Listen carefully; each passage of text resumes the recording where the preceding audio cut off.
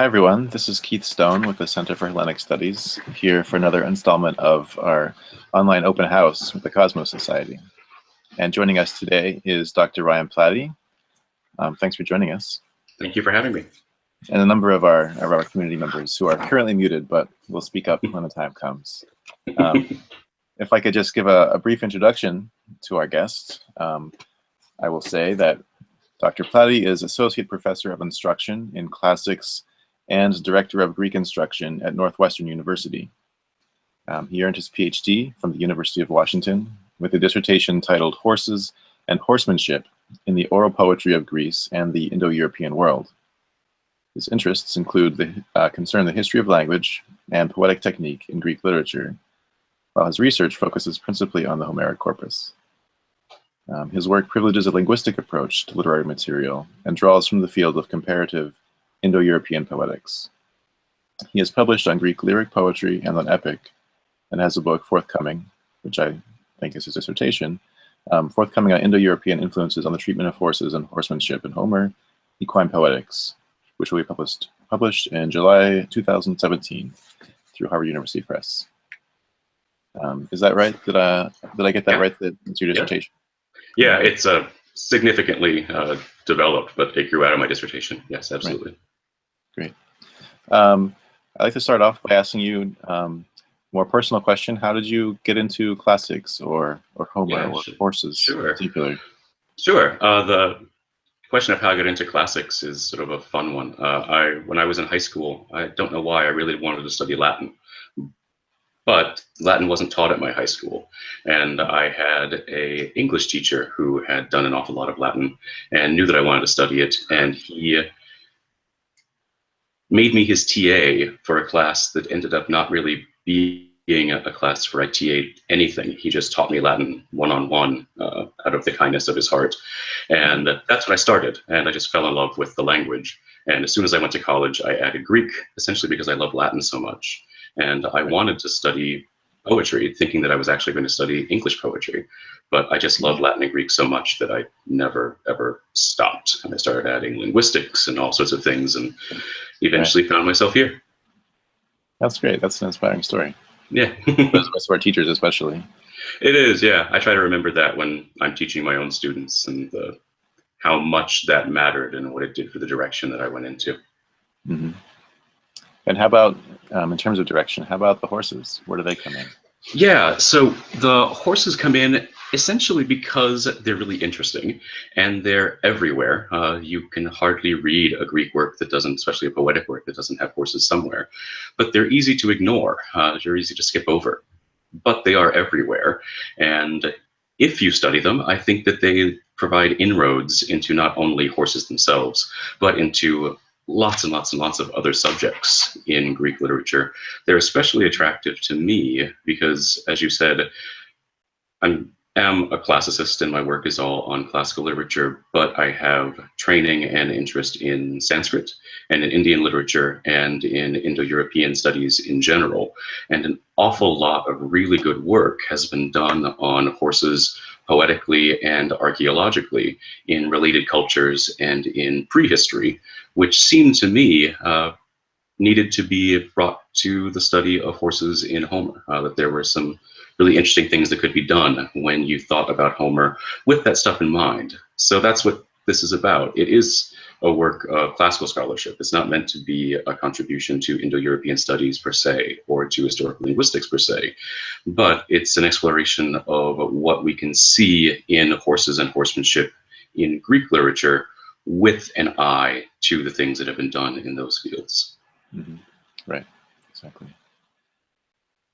Yeah, something that's in the background like that is that's everywhere. It can be, like you said, easy to ignore, but once you focus on something that's everywhere, all of its permutations can be really and I hope that it'll come out in the talk today that there are really wonderful things that you can learn about horses themselves through this sort of study, but one of the most wonderful things about this study is the way that it allowed me to think in new ways about other subjects, about texts where a horse shows up, but my research didn't end up being about the horse per se, but was somehow influenced by the study of the horse. So there are some things, some insights I ended up having through the study into poetry that doesn't even have a horse in it, but opened Oh, wow. up something really interesting and new because they're just everywhere. So they're a nice key for unlocking all sorts of stuff, I think. Right. No, that's interesting. Maybe we can return to that poetry without a horse Yeah. later on in the conversation. Yeah. Yeah. Well, thank you for giving us that personal kind of angle on things. Now, I'd just like to let you start in on your kind of introduction to the material that you share with us today, and after a while, then we'll have some questions. But Yeah. Yeah. Great. Thank you. we have some images to share as well, so that'll come up in time. Thank you very much. So what I gave all of you to read is one chapter. It's chapter 4 of the work, and I chose it because it touches on a lot of genres and touches on a lot of topics. It deals with epic, it deals with lyric, it deals with archaeology. So I thought that it would be a useful thing for us to talk about, and it might be something that would generate an awful lot of interest and some good discussion. But before we get to that, I thought I would lead you through at least some of the other things that show up in the work. And particularly, I'd like to talk to you about the information that comes just before what you read, because I think it'll be helpful for understanding the chapter that I gave you. So the first chapter is on horses in Homeric formulas, synchronically and diachronically, analyzing where the formulas came from, how they have evolved, and how a whole array of different equine formulas in Homer interact with each other, how some are modeled on others, and how they're used literarily.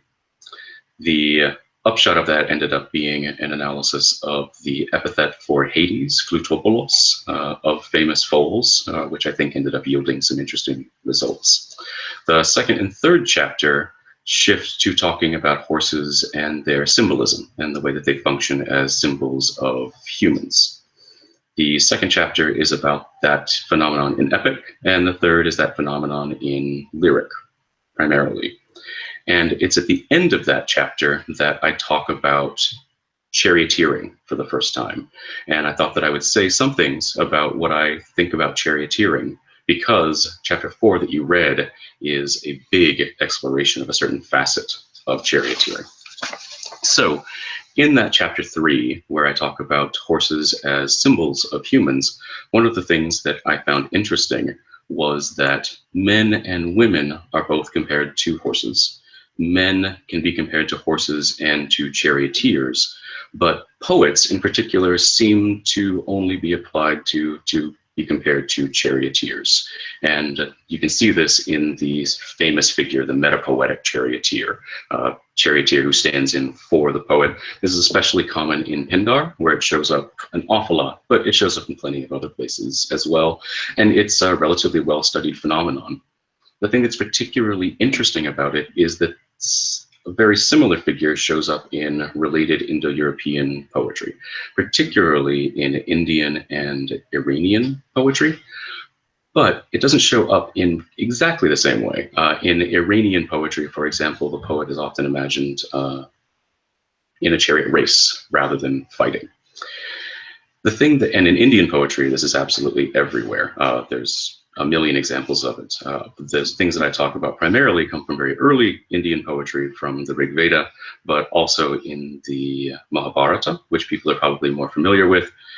The standard phrase for "and then the poet spoke" is "and then spoke the charioteer," the sutaha. It happens all the time. And this could easily lead you to think that you're looking at an inherited metaphor, that all three of these people inherited a metapoetic charioteering metaphor. And people have, in fact, suggested that. There are two problems with that, however. The first is the biggest one, and that's the archaeological problem. The most current research on charioteering archaeology among the Indo-European peoples casts real doubt on the idea that the chariot was being used early enough for this to be an inherited metaphor. That could change, but at least right now, to my understanding, that seems to be the archaeological consensus, that the Indo-European peoples did commonly inherit a domesticated horse, but they did not inherit a chariot, that the chariot was developed later and then spread across the people. The other problem is that these various charioteering metaphors are not all the same. As I said, in Iran, it's often a chariot race, not a fighting charioteer. And in Indo-Iranian poetry in general, the poet can not only be the charioteer, but can be the carpenter that makes the chariot. Both of those exist. And I don't think that that element exists in Greek poetry. So on that, I wonder, I yeah. think that Greg Nush has talked about Homeric poetry through the metaphor of a chariot wheel. Yeah, about the construction of a chariot wheel. Is that related to what you were saying? In a way, that would be a Greek example of that metaphor appearing. The versions that I know of in Indo-Iranian poetry aren't about the wheel. They're always about the other parts of the chariot. But that would be one place in Greece where potentially it shows up, certainly. Okay. So could I ask you to maybe elaborate? Sorry, I'm interrupting you. Oh yeah, that's fine. Train here. So when the poet as a racer, is that metaphor extended to winning a prize, or when the poet is a fighter, is it fighting against other poets? Are there extensions of these metaphors? Actually, so the metaphor of chariot racing, it usually involves the song, actually, or the poem being the thing that you're driving, that it maybe is the horses themselves. And the song is, in these cases, they're liturgical, and they tend to accompany some sort of sacrifice or offering. And these are songs sung to accompany that. And you're racing your chariot up to the gods, so the gods can see that you're the first one to get there, and maybe you receive the best benefit. It's interesting because if you think about the way that charioteers are depicted in Homer, it's easy not to think about this, but there's usually two people on a chariot. There's the fighter and there's the charioteer. And in a way, it makes sense that a poet who is singing about epic fighters might compare himself to a charioteer. He's the one that is accompanying the hero and is maybe heralding the hero's successes. In fact, that's one of the explanations for the metapoetic charioteer in Indian epic, the fact that it's the charioteer who's always asked to sing about the hero. People have suggested that maybe, I've heard this suggested that perhaps this has some actual history, that the charioteer was the person who announced the deeds and accomplishments of the hero himself. Right. But in the version where you're imagining a race, the poet is alone, usually. At least I would assume. It's not specified, but I assume you don't have somebody else with you in the chariot race. So metaphors be working relatively differently. Okay, thanks. So the issue is, if you accept that the archaeological evidence is right, then we have a problem for viewing these metaphors as commonly inherited. And some people simply reject the archaeological evidence and just think that we're going to realize that the chariot actually was invented earlier than archaeologists now think, and this problem will be taken care of. And that might happen. But what I would like to do is find a way to analyze this that respects current archaeological consensus. And if that consensus changes, then this research will have to be revisited. It wouldn't have to be thrown away, but it would just be revisited. So the question is, do we have to dismiss the idea that they are mutually inherited? And I say no. I would say that we know that all three cultures inherited the domesticated horse. And I would say that they inherited some of the same symbolism that is associated with the horse. And I think that the metapoetic charioteer is a somewhat natural parallel development that happens in three different cultures based on mutually inherited core material. And some of the reasons for this are relatively obvious, I think. Horses are associated with war and with martial virtue, and that's the sort of thing that poets are singing about, so it'd be natural to create metaphors that fit into that world. We also know that horses are associated with wealth, and we can document, and with aristocracy, and there's good reasons to think that that's a prehistoric phenomenon as well. And there's good practical reasons why poets might want to connect themselves to that world as well. There's some evidence, in fact, of horses being used as poetic payments, things that poets were paid with in the Indo-Iranian world, which I could talk about. I actually didn't even include that in the book, but it's stuff that we could talk about here if you'd like. So I think it's a natural evolution. There's another less obvious angle here too that I talk about, and that is the menos of heroes, menos being strength or might. And I think everyone knows that the gods give heroes menos. It's easy to forget that the gods also breathe menos into horses in the Iliad, relatively commonly. They put it in, they breathe it in the same way that they do in heroes. There is an association between menos and horses in the Indo-Iranian poetry as well. It's even more explicit. Horses are sometimes said to be made of manas, is the cognate, is the exact same word. They're made of manas, they're yoked to manas, they have everything to do with this. It's sort of all over the place. The words are also associated with the production of poetry in all three cultures. The verbs related to menos, like mnesko in Greek, have been studied an awful lot for having a lot to do with the language of poetry.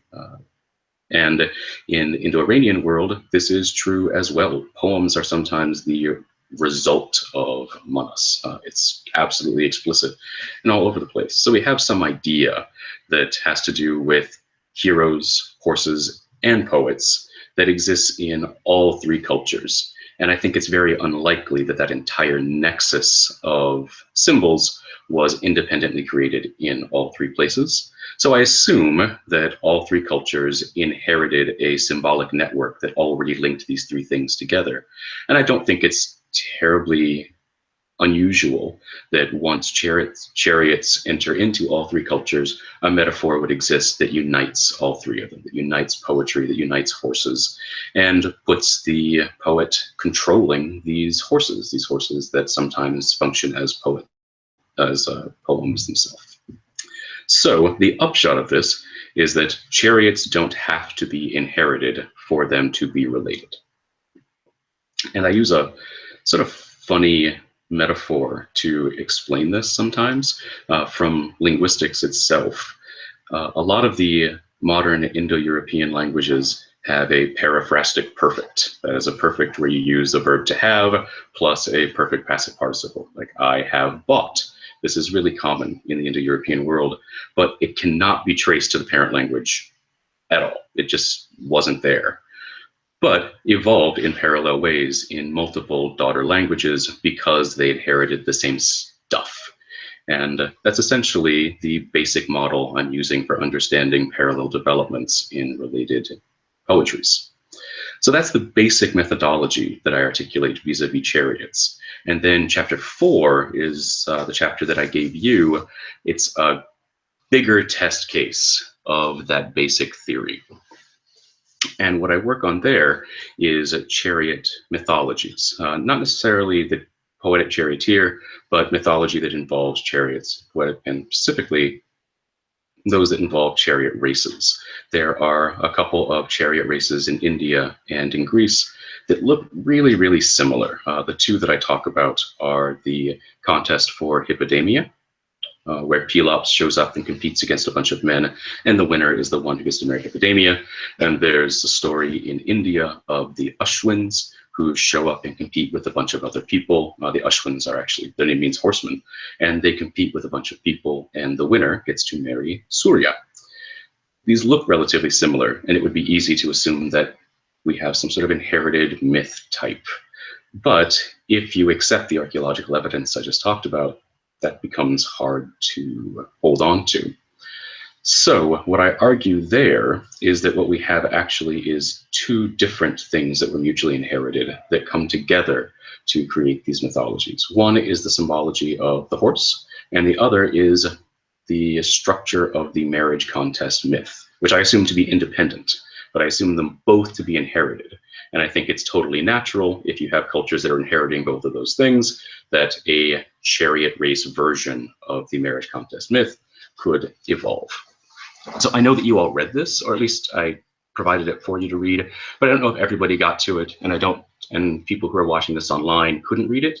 So if you'll indulge me for just a few more minutes, I'd like to just walk through what you read sort of quickly, and then we can open this up to discussion.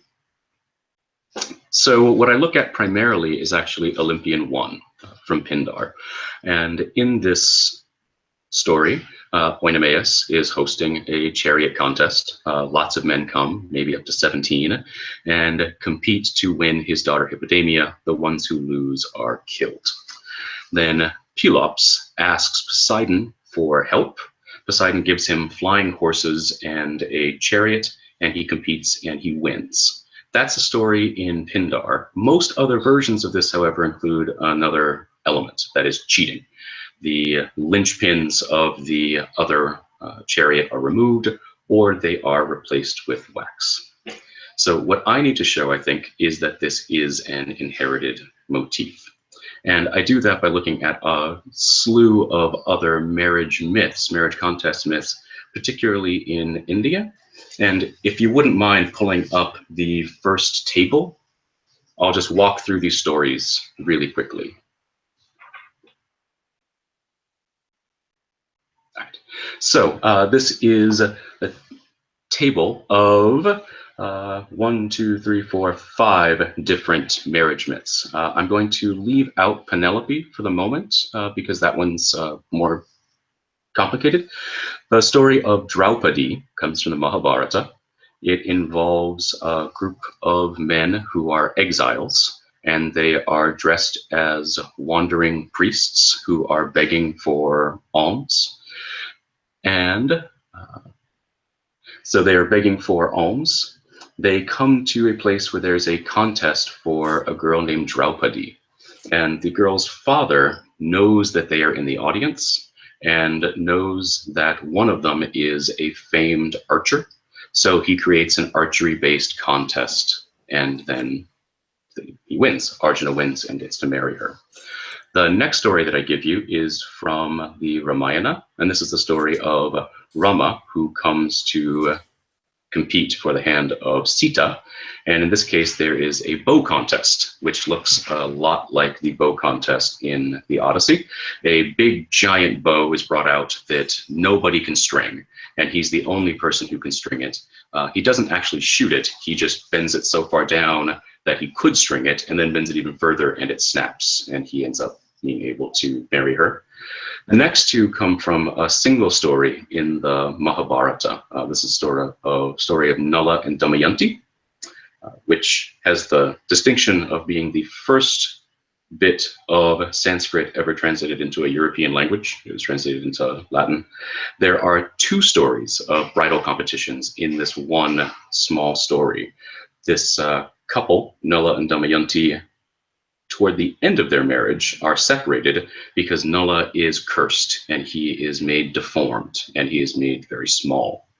And he in shame hides and runs from his wife and takes a job as a charioteer, but he's a legendarily famous, magically good charioteer.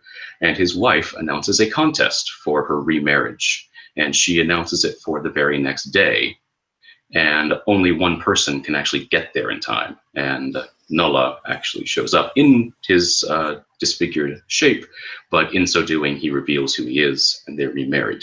This ends up not really being a competition because the competition doesn't happen, but there's a competitive angle to it, certainly. There was an earlier marriage contest for them, not quite a contest, a marriage competition in a way, when they first met.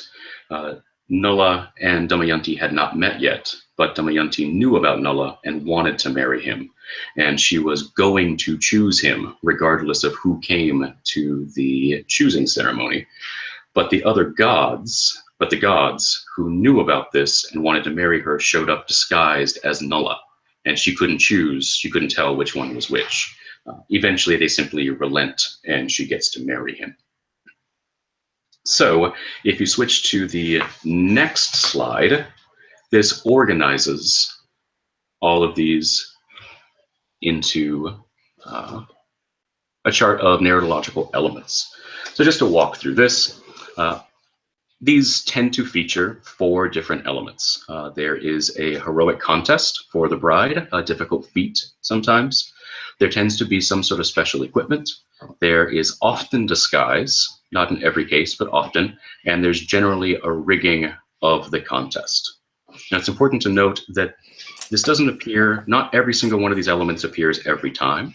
And these elements don't appear in the exact same shape every time, but I think there's more than enough here to posit that there is an inherited folktale story type being dealt with here. And I think that if you assume that this story type is inherited, and you assume that the symbolism of horses is inherited, and everything that we know about horses is inherited, it's totally reasonable to assume that some of the contests would eventually involve a chariot contest. So these stories are not related to, don't descend from a single chariot race myth, but that doesn't mean that they aren't related somehow. And this yields some interesting insights not only into horses, but into some really important issues in Greek literature. So the first is a long-standing question about whether Pindar's version is the older or newer version, the one that, since his doesn't involve cheating and the others do. And I think that there are various ways that you can read this evidence, but I think that it's very clear that it belongs to a folktale story type in which cheating is normal and in which cheating is an ancient element. And I think we can talk about how we read that. I suggest that probably the versions with cheating and the versions without cheating were both perfectly plausible, and he simply was able to choose the version that didn't involve cheating. And I think there's good reason for that.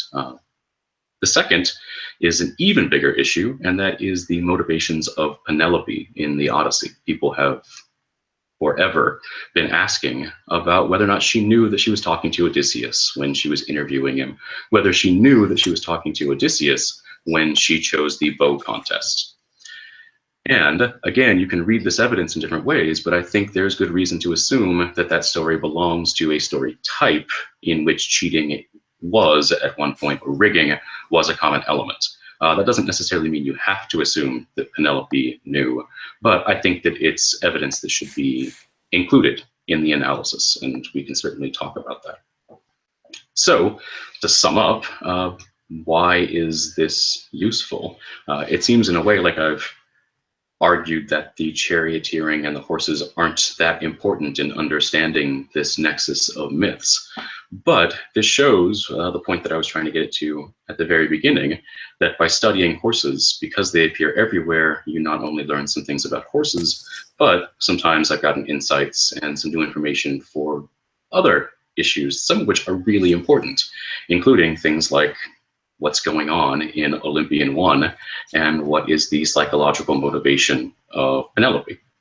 And with that, I think I'll stop and open this up to thoughts, questions, comments. Great, thank you. I hope that was clear. That was a good amount of information. I think so.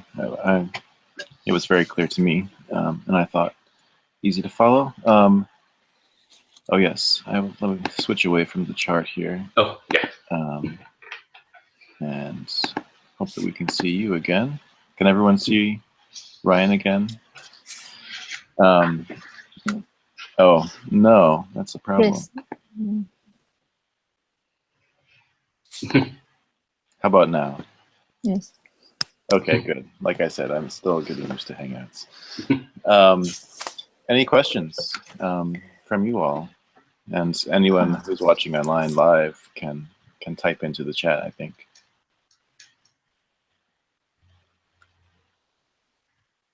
Well, I've got one. Okay. Are there examples of, let's see. Well, let me go to a different angle on that. Where was the invention of the chariot, archaeologically speaking? Was it an Indo-European invention at all? So I want to be careful here, since it's not actually my research. All I do is read archaeologists on this. My impression is that the general consensus is that it was not an Indo-European creation, that it evolved somewhere in the Near East and then spread. Probably spread really quickly, but spread after the diaspora of the Indo-European people. And I like to point out that even if that's proven wrong, if we push the date back, then that would just mean that it wouldn't mean that the inherited symbology of the horse or that the inherited story type I'm talking about are not still relevant. We would just have to incorporate them all together. They would all be functioning together, and the point wouldn't be explaining how they can be related despite the lack of a relationship among the chariot angles. It would just be understanding how they relate in a variety of different ways, including the chariot. So I like to think that although it looks like a very important key to my argument, and in a way it is, it's not actually an Achilles heel. If it turns out that we can push the data of the chariot back, then I think most of the argumentation that I have put forth would still be valid. It would just have to be augmented and integrated with some new archaeological evidence. Mm-hmm. So the story types are kind of genetic relationship from an earlier stage of Indo-European culture to later ones, whereas the chariot is more of a contact kind of transmission. Exactly, and I assume that the story type is actually shared and goes back to a shared antiquity, whether that is a shared antiquity of all the Indo-European peoples or of the a subgroup, depending on how you break up the Indo-European language family, is a separate issue. But regardless of how you break up the language families, the Greek, the Indian, and the Iranian have a common ancestor. So I assume that story type was common among the ancestor of the peoples. Right. Based on the way you said that, do you have Indo-European or questionably Indo-European cultures in mind that don't have this kind of story? Well, in a way, yes, because these are the cultures, I have to admit my own bias, these are the languages that I've studied, Greek, Sanskrit, and Old Avestan. But I don't know of a story type exactly like this in any other Indo-European culture.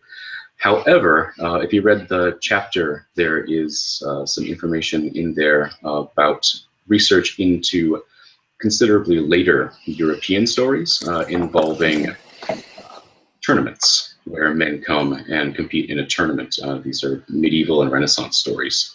And those actually definitely look like this. I don't know how far back that goes. But then there are other Indo-European peoples, besides the ones that I've talked about, where this story type does emerge. Okay. Maria, yeah, go ahead. You're muted for the moment, but well, thank you very much, Ryan, for this wonderful presentation.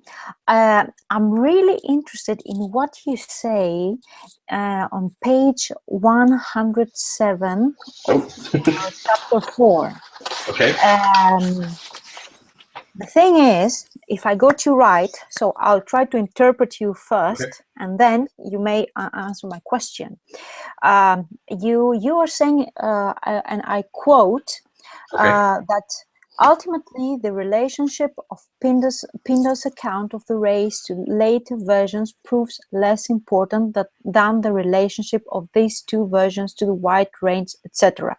Yes. Now, the thing is that since we all read, I'm really interested, first of all, in putting this into perspective in relation to what we may call Pindaric poetics.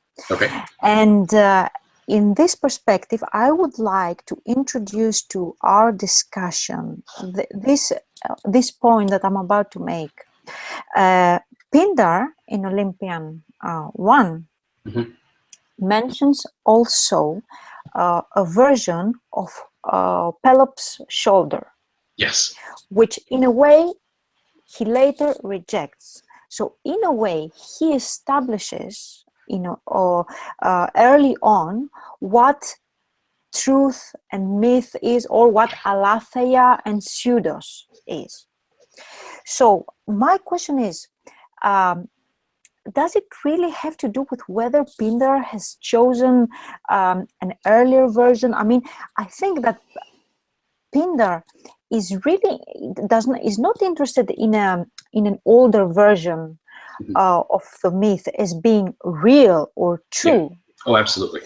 He's more interested in a way subverting what may be called like an orthodox version of truth, a canonical version of truth, and by canonical version of truth, what is being disseminated among its audiences and its people.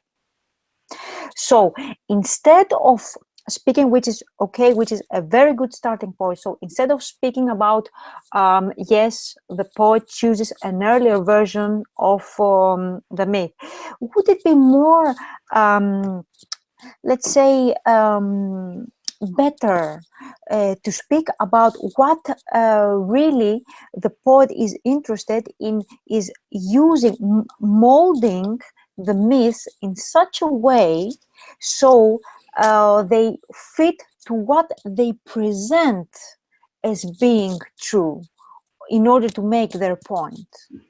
Yeah, This is I my, think. Yeah, I think that's absolutely right, and I hope that was clear in yes, what I it said. is clear in your. It is clear in your chapter. I can see that, but just for the sake of our discussion, I Sure. wanted to, just to ask you what your opinion is on this.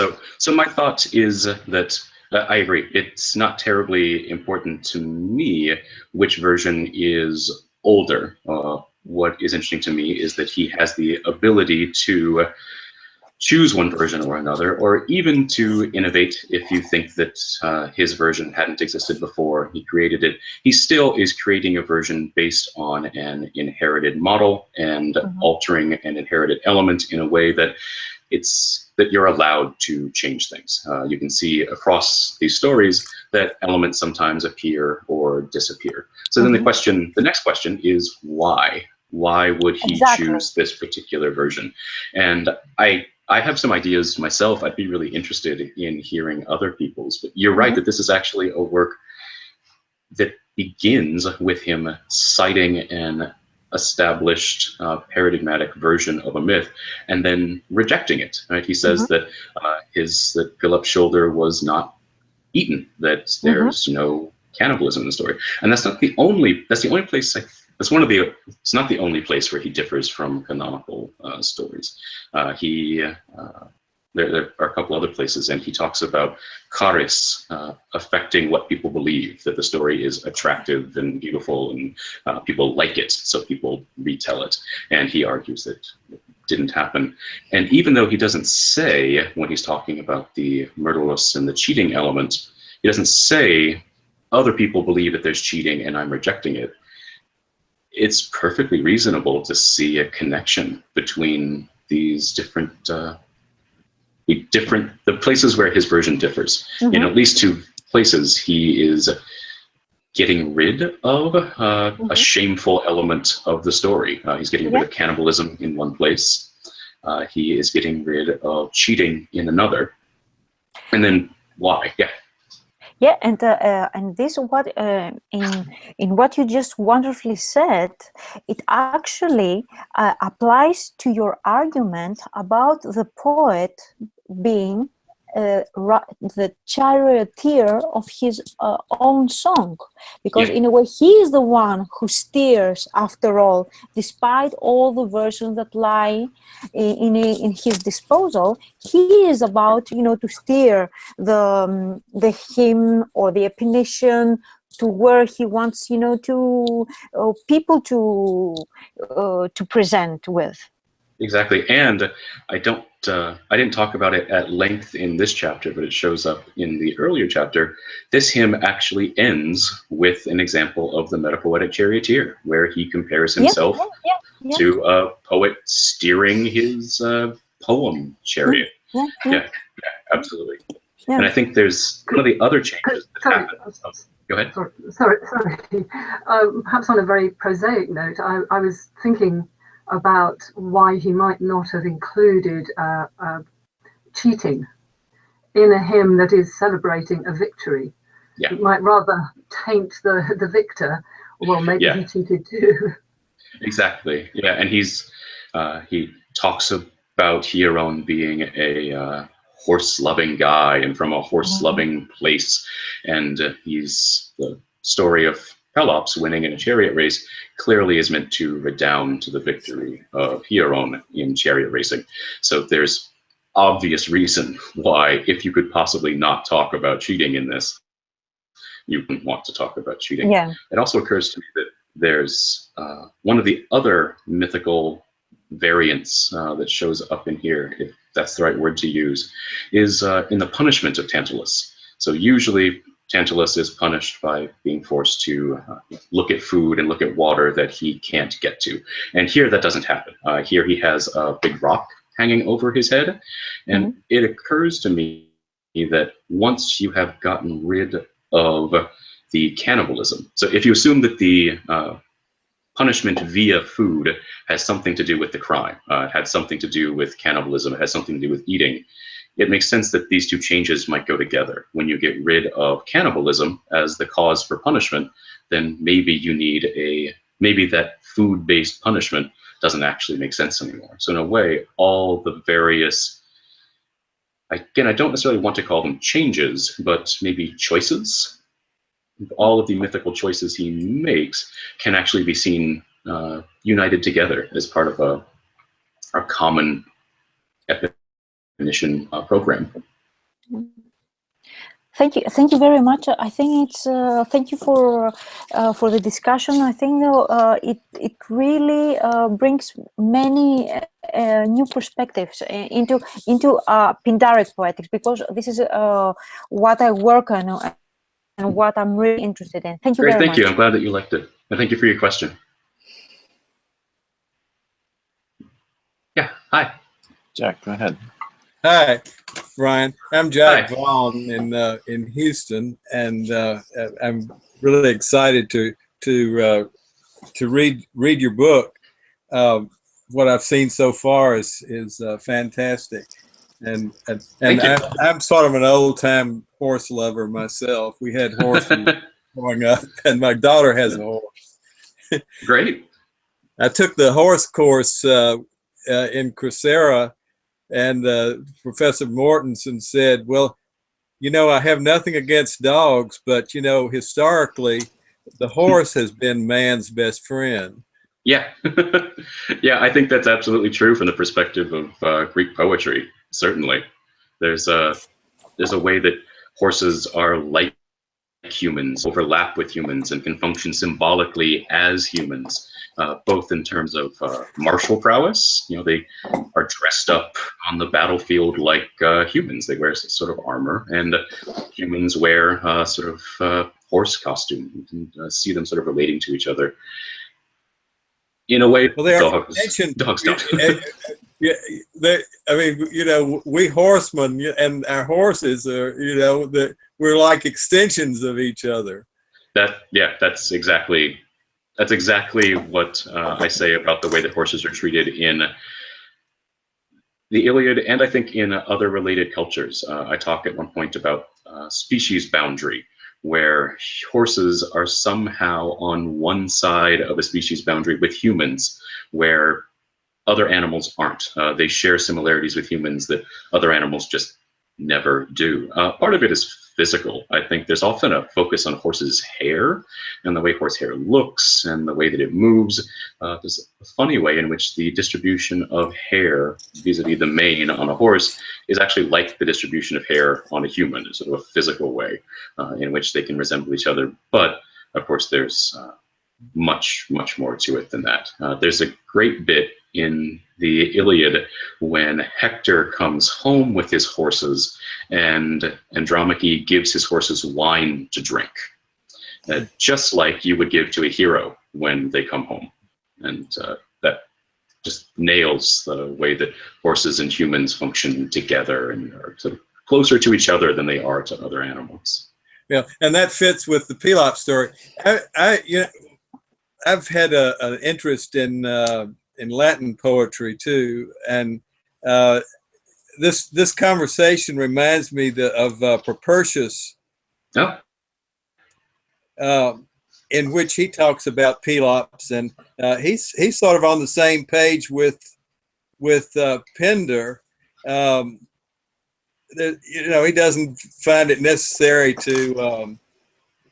show any kind of a cloud. He talks about these heroines who were just amazingly attractive to gods or Castor and Pollux, you know, at least one of them. Talking about Hilaria and her sister, and then talking about the Marpessa, who was attractive to Idas and Phoebus, and then he says he's trying to persuade his girlfriend not to paint herself up and make herself too attractive to other men, and I said, and Hippodamia didn't attract her Phrygian husband with false color. She who was born away by externes, by foreign roti, foreign chariot. I mean, it's just presenting Pelops as you know, this knight in shining armor who won the race. Yeah, and especially if you think about how awful what her father was doing was, having someone show up and win, beat her father, not be executed at the end. It's a really happy ending. You can see how he would be depicted very, very well, and of course he's a great horseman, and the horsemen have, they're heroes and they're wonderful. The research that I did was really on the oldest versions I could find, and I haven't done a look at mythology of this race in later traditions, very much like in Propertius, but I'm sure there's all sorts of really fascinating things to be said. I mean, it's a really interesting and evocative story, and it shows up all over the place. Yeah, well, Propertius and Ovid, they're writing later, but they had so much more available to them. So a lot of things that we can't attest before Propertius and Ovid, you know, is goes back to the epic cycle. Sure, and then there's, like I was saying, this doesn't just open up research into the exact things that I was talking about, but it opens up research all sorts of places you don't really expect, because horses show up everywhere. This story shows up everywhere. It's on the Temple to Zeus at Olympia. This exact story is depicted with Myrtilus, and people wonder what's Myrtilus doing in that pediment. And there's a lot of angles in which to go, and I tried exploring some of the things that I think, some of the ramifications that I think come from this, but my point isn't actually the ramifications. My point is producing the new evidence and producing new things to think about a whole array of issues with, which I'm really happy with. But thank you for that. You were saying, I think, Ryan, in this chapter that the Hippodamia story is the founding myth of the Olympic Games. Yeah, yeah. So there's a... Yeah, so it's incredibly important. That's what I mean, just simple, yeah. Yeah, and it happened to me a lot in this research. I'd be researching some little aspect of a depiction of a horse, and it would somehow touch on something really important that I hadn't even expected. And of course, it makes sense. There are horses everywhere, so everything is going to somehow relate to horses somewhere or another. Mm-hmm. If I could go back to dogs for a second, I can say from Sure. my Near Eastern experience that there are definitely comparisons and metaphors between people and dogs, but they're not favorable to people. No, I guess way. they aren't in Greece either. No. That's my sense. Yeah. Yeah. I mean, dogs serve a function, but they aren't really treated like companions, usually. Of course, there are exceptions. Right, there's Odysseus' dog. Yeah, that's the one that comes to mind, yeah. But not on the same side of the species divider that you mentioned, it seems. Yeah. You wouldn't feed your dog wine, yeah. Exactly. I see that we have a question from the internet, from YouTube comments. It's about immortal horses, particularly Pampus and Balius. How does the immortality of horses figure into your argument here, or the examples that you know? Sure, that's a great question. Where it figures in is in me pointing out that there are immortal horses in other Indo-European cultures, and there don't seem to be immortal other things. In India, there are quite a few immortal horses. So this goes to my point that the symbology of the horse is relatively surely inherited. Even if other things that evolve from them evolve in parallel, the symbology of the horse itself is, and the fact that horses share with humans uniquely the ability to be semi-divine, to descend from the gods, to carry on some of that divinity, that I think is special and completely unique. I don't think it happens to any other animal. Yes. I would like it this. Can you hear me? Yes.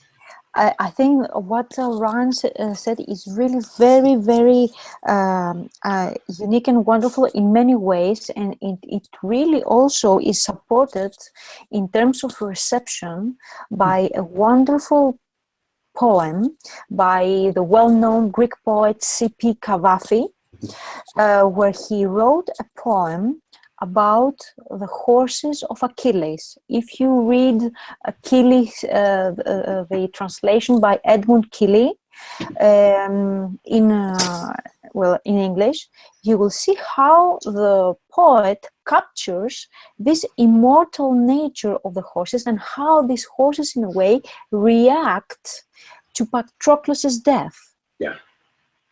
So this, in a way, ties up wonderfully with what Ryan just said, and also with what Janet had in mind. Yeah, thank you. And it's interesting that Achilles has two immortal horses, but he has one that is mortal, and and of course obviously dies in an actually really gruesome way, a way that you wouldn't expect the poet maybe to linger over, but you linger over the death of Pedasus in the way that you might linger over the death of a human. Georgia, you have a question. You're muted still. Oh, Georgia, we can't hear you. Okay, sorry about that. Thank you, Ryan. It was lovely. It reminds me very much of Douglas Frame's assumptions about the twin myth being present, omnipresent in Indo-European tradition as well. Yes. What's very interesting for me is the double nature of the semiology of the horse and chariot. That means that it can be both found in times of war and in times of peace. And this is actually even a common element in all traditions. And this is more striking, because it's not only, it doesn't go one way.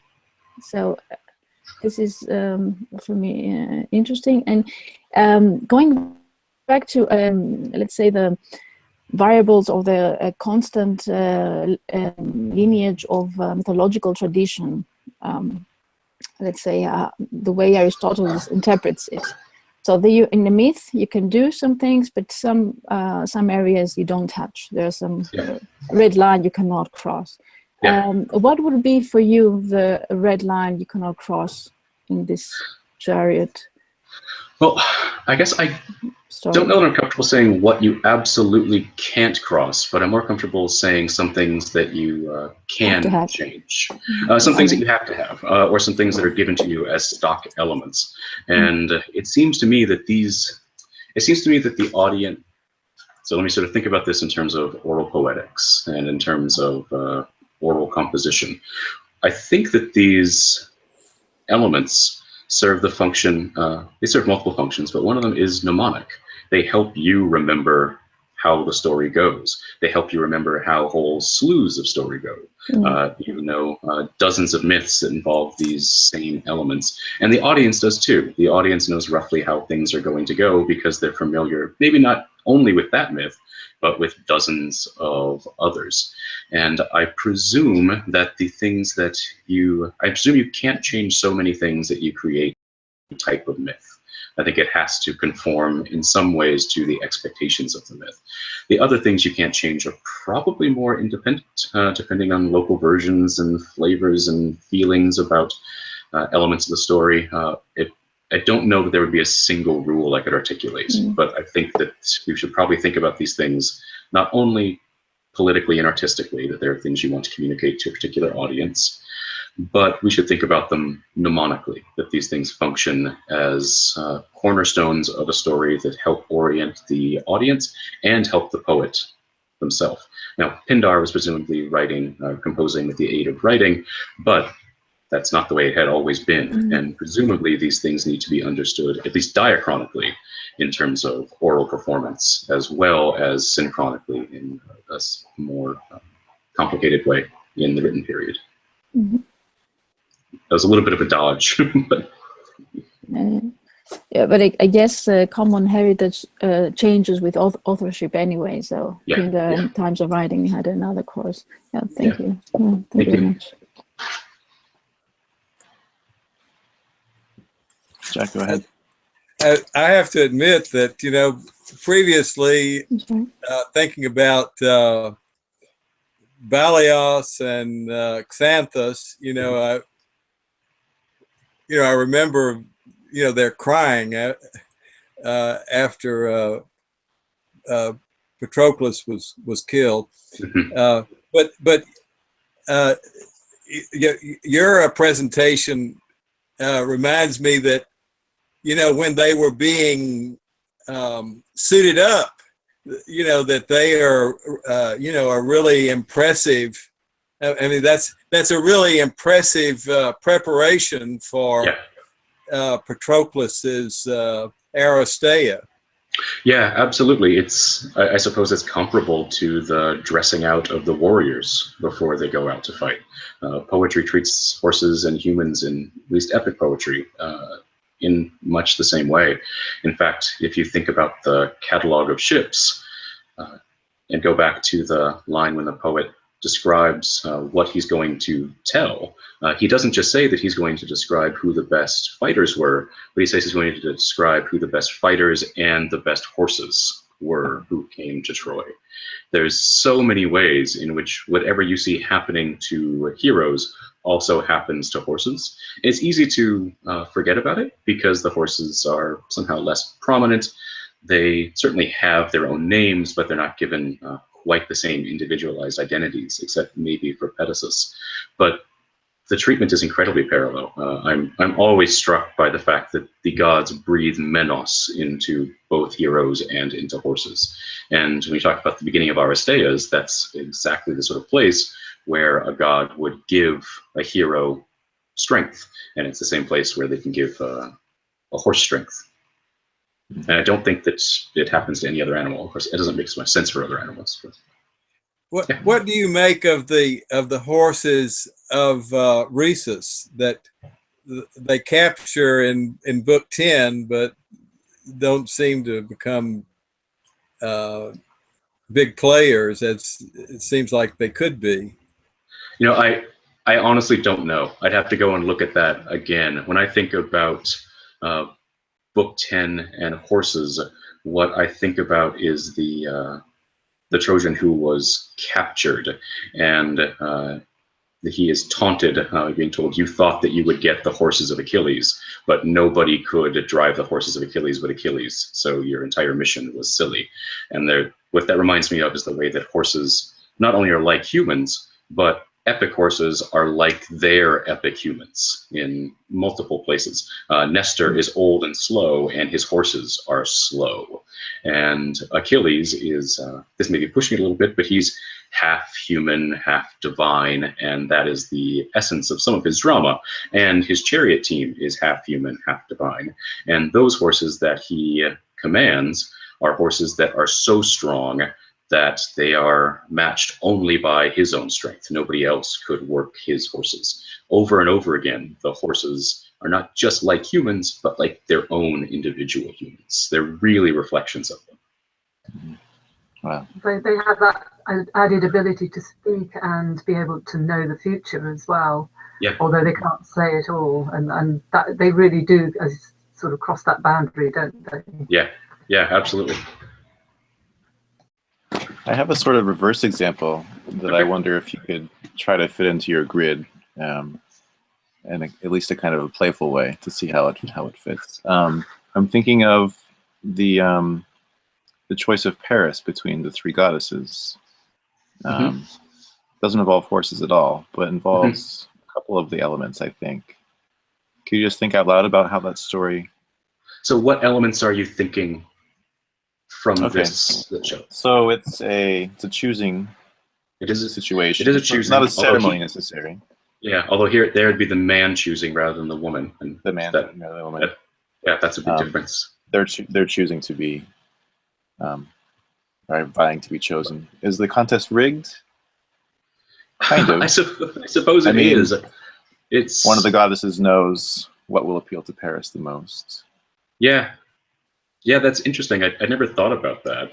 It's certainly a dramatic inversion, but it is choosing. It's not supposed to be a choosing for marriage, but of course it becomes a choosing for marriage. So that element you could see is sort of played around with in there. I wouldn't have thought about it as I wouldn't put it in the same category as these other stories, but these motifs, and folklore scholars talk about this a lot, how some motif can actually be sort of abstracted from its story and show up in other stories. I suppose you could see some of the elements of the narratological nexus that I talk about being extracted and showing up there in redeployed, altered form. That's a really interesting way to read it. Well, perhaps it just comes from somewhere else. But and of course, Helen is a person who has one of these choosing ceremonies for herself. It's not one that ends up involving a heroic feat, but this is the most famous one in Greece. All the kings and princes of Greece come to Helen for a choosing ceremony. Is there a disguise? Well, Agamemnon speaks for Menelaus, I guess. That's exactly what I said, and I know that that's pushing it a little far, but the person who wins is the one person who isn't there, and I have it. It may be in a footnote that is potentially a twist on the disguise element. There's also potentially some angle for seeing it rigged, because we're told that Odysseus didn't really, he didn't want to compete, and he didn't expect to win because he already knew that Menelaus was going to win because of the prizes that had been brought. So there's one little hint that the contest was already decided before it happened. So you can actually, I think, pretty easily see the oath of the suitors and the gathering of the suitors for Helen as existing in this world as well, without a doubt. In fact, the article by Stephanie Jameson that is cited in this work talks about that. And it talks about Helen's etymology perhaps having to do with choosing, and that she is a woman who chooses her suitor, and that this is a choosing ceremony like these other choosing ceremonies in India.